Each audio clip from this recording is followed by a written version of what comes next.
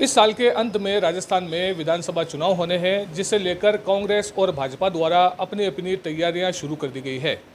इसी को लेकर डीडवाना विधानसभा क्षेत्र से मौलासर के पूर्व प्रधान जलाराम भाकर ने भी कांग्रेस पार्टी के लिए अपनी दावेदारी पेश की है। आइए उनसे जानते हैं किस तरह उनकी तैयारी रहेगी और क्या उनकी दावेदारी का आधार रहेगा। जलाराम जी, ये बताएं कि आपने जो दावेदारी की है कांग्रेस पार्टी के लिए, क्या आपके पास बेस है? किस आधार पर आपने दावेदारी प्रस्तुत की है?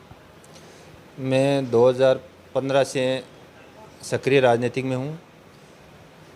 2015 में मैं प्रधान के रूप में राजनीति में आया। 15 से 20 तक मैं प्रधान के रूप में काम किया, पार्टी में किया, जनता की सेवा की। उसके बाद में 15 से 20 के बाद में 20 में मैंने चुनाव लड़ा जिला परिषद का। जिला परिषद का जो वार्ड है वो मेरे 6 पंचायत तो मौलासर में आती है, 6-7 पंचायतें आती है डीडवाना तहसील में। तो डीडवाना तहसील में उन 6-7 पंचायतों में मैं सबसे मिला, मेरी पहचान भी है, मैंने पहचान बनाई है। तो मैंने सब जगह घुमा, देखा। कांग्रेस के जो पुराने कार्यकर्ता है वो कार्यकर्ता अभी सिटिंग एमएलए से नाराज़ हैं और वो चाहते हैं कि मैं राजनीतिक में हूँ और कांग्रेस से टिकट की दावेदारी करूँ। आप ये कह रहे हैं कि वर्तमान विधायक चेतन डूडी से कांग्रेस कार्यकर्ताओं की नाराज़गी है, लेकिन जो सूचनाएं आ रही है, जो रिपोर्ट्स आ रही है, उसके आधार पर विधायक चेतन डूडी कांग्रेस के प्रबल दावेदार हैं। ऐसी स्थिति में आप अपने आप को कहाँ फिट मानते हैं? वो सब चीज़ें ऊपर से आती है, ज़मीनी स्तर पे आप लोगों ने भी देखा है, मैं भी घूम रहा हूँ। आपको क्या मजबूती है वो आपको सब ध्यान है। मैं भी अपने आप में मजबूत दावेदार हूँ और अगर मुझे टिकट मिला तो मैं बताता हूँ कि किसी में कोई ताकत नहीं है जो कांग्रेस पार्टी को यहाँ से हरा दे। आपने कांग्रेस से दावेदारी की है। कांग्रेस में खुद में कई बार चर्चाएं ऐसी आई है सामने कि कांग्रेस में खुद में पार्टी गुटबाजी है। 2 गुट बने हुए हैं, अशोक गहलोत गुट और सचिन पायलट गुट। ऐसे में आपकी दावेदारी आला कमान किस तरह से मानेगा? देखो, पिछले दिनों में हाईकमान ने हमारे जो बड़े लीडर्स हैं, गहलोत साहब है, पायलट साहब है, इनकी सारी बैठ के बातें हो गई और पार्टी में ये तय हुआ है कि जो भी जीता उम्मीदवार होगा वो टिकट का प्रबल दावेदार होगा। और उसमें न तो गहलोत गुट की छाप लगेगी और न पायलट गुट की छाप लगेगी और बिना गुट के चुनाव लड़ा जाएगा और जो जीता होगा उसी को टिकट दी जाएगी। आपका एक खुद का राजनीतिक अनुभव रहा है, आप प्रधान भी रहे हैं और वर्तमान में जिला परिषद सदस्य भी रहे हैं। तो ये राजनीतिक अनुभव आपको किस तरह से विधायक चुनाव में किस तरह से फ़ायदा पहुंचाएगा या किस तरह से आप इसको इम्प्लीमेंट करेंगे? देखो, मैं 2015 में जब प्रधान बना था तो मेरे सामने बहुत बड़ी चुनौतियां थी। बीजेपी का राज था और यहाँ से यूनुस का अपने आप में पावरफुल मंत्री था। तो मुझे भी लगा कि मैं कैसे ये सारी चीज़ें मैनेज करूँगा, लेकिन धीरे धीरे सारी चीज़ें मैंने देखी और जनता का पूरा आशीर्वाद रहा। तो हमने 5 साल बखूबी से कांग्रेस पार्टी को मजबूत किया। जगह जगह हमने जहाँ ज़रूरत पड़ी उन चीज़ों को हमें धरने दिए, हमारा जो पार्टी का जो शक्ति प्रदर्शन वो दिखाया। तो वो सारी चीज़ें मैंने देखी। तो उसके बाद में मुझे पूरा अनुभव है कि अगर मुझे पार्टी ने जिम्मेदारी दी, जनता का अगर आशीर्वाद हुआ तो मैं बहुत अच्छी जनता की सेवा करूँगा। आप बता रहे हैं कि आप राजनीति में आकर के इसमें विधायक चुनाव लड़ करके जनता की सेवा करेंगे, लेकिन जो चुनाव का जो दायरा है, जो सिस्टम है, प्रधान चुनाव, पंचायत चुनाव और जिला परिषद चुनाव, ये एक अलग श्रेणी के चुनाव हो गए। विधानसभा चुनाव एक अलग श्रेणी का चुनाव है। ऐसे में विधानसभा जो क्षेत्र है पूरा, वो आप कैसे उसको कवर करेंगे, किस तरह से मतदाताओं को प्रभावित करेंगे? वो चीज़ एक ही है, चुनाव की जो मेन कड़ी है वो पंचायती राज है और गांव से जो मेन जो कार्यकर्ता है वो गांव में है और गांव से ही चुनाव की रूपरेखा बनती है। तो मैं मानता हूँ ऐसा कुछ नहीं है। अगर पार्टी ने मुझे मौका दिया तो ये सब चीज़ें मैनेज होगी और जनता इंतजार कर रही है कि अगर आपको अगर पार्टी टिकट देती है तो चुनाव बखूबी से लड़ा जाएगा और जीता भी जाएगा। इस चुनाव में आपकी दावेदारी के साथ आपके डीडवाना विधानसभा क्षेत्र के लिए क्या क्या मुद्दे रहेंगे? देखो मैदान में आएंगे तो मुद्दे बहुत है, मुद्दों पे ही काम करेंगे।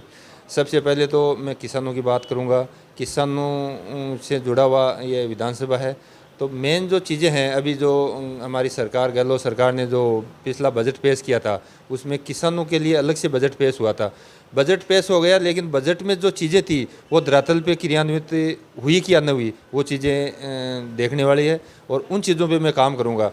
कई चीज़ें जो फसल बीमा का जो मुद्दा है वो कोई किसी तरह से वो नहीं जान पाए हैं, न वो धरातल पे काम करते हैं, तो मैं ऐसी चीज़ों पे एनालिसिस करूँगा और जो चीज़ें आज तक वो जो नहीं हुई है वो चीज़ों में पर मैं काम करके मैदान में आऊँगा। डीडवाना और कुचामन को संयुक्त रूप से मुख्यमंत्री अशोक गहलोत ने जिला बनाया है, लेकिन इस घोषणा के बाद से डीडवाना और कुचामन दोनों जगह असमंजस की स्थिति है।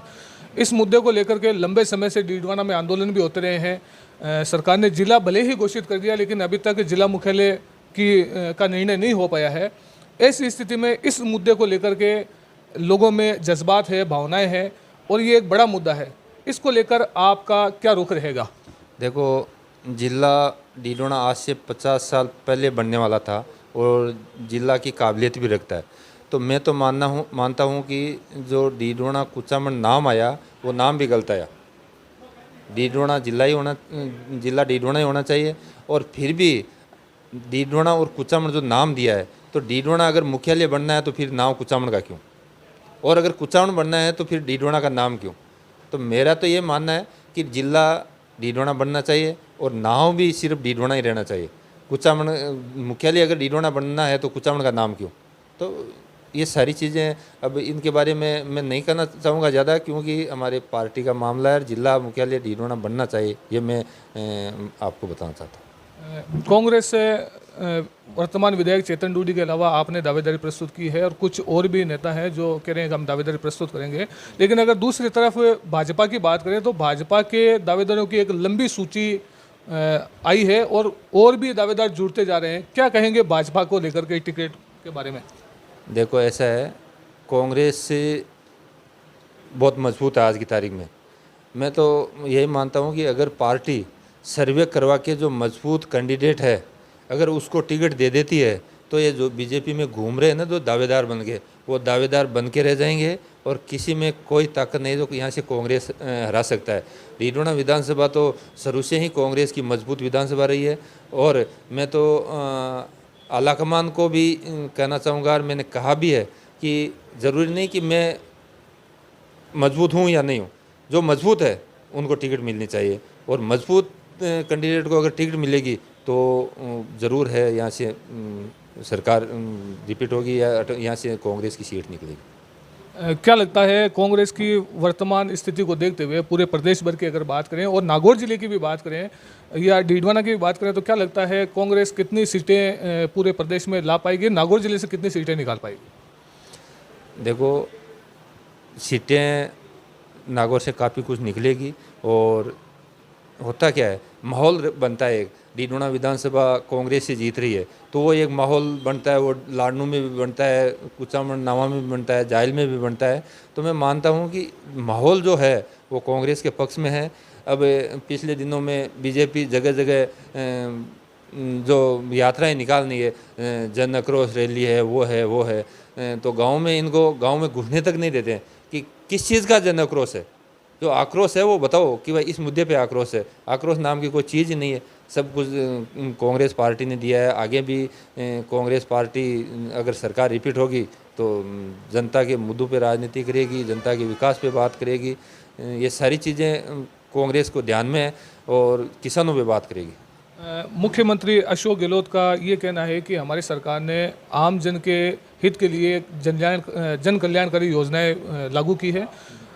आप धरातल पर काम करते हैं, ग्रामीण परिवेश की राजनीति करते हैं, क्या लगता है सरकार को रिपीट करने में गहलोत सरकार की ये योजनाएं क्या महत्वपूर्ण साबित होगी? क्या वास्तव में लोगों को इसका लाभ मिला है? बिल्कुल लाभ मिला है।